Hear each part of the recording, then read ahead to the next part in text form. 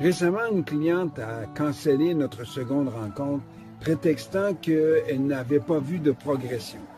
Alors, le délai entre la première rencontre et celle prévue était de maximum 15 jours. Alors, j'aimerais ça faire comprendre à mes clients et à ceux de d'autres éducateurs que le temps est un facteur important et favorable.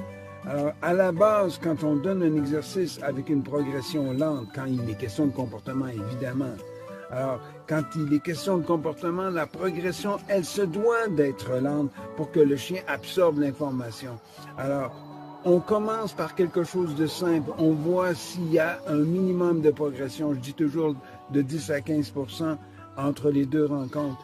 Et s'il y a cette progression, on sait qu'on est dans le bon alignement. On doit évidemment faire quelques modifications pour favoriser un comportement. Mais à la base, ça demande ça. Et puis, écoutez, je vais vous le montrer. Pour moi, c'était super important, cette histoire de temps. Alors, il y a 4 facteurs en comportement qu'on utilise et dont le temps est le deuxième des points. Alors là, évidemment, vous allez le voir à l'envers, mais le temps est le deuxième des facteurs. Il importe énormément. Alors, soyez convaincus d'une chose. Quand vous entreprenez une démarche, c'est une question de temps. D'accord? Alors, sur ça, il me reste qu'à vous souhaiter bonne journée et prenez votre temps.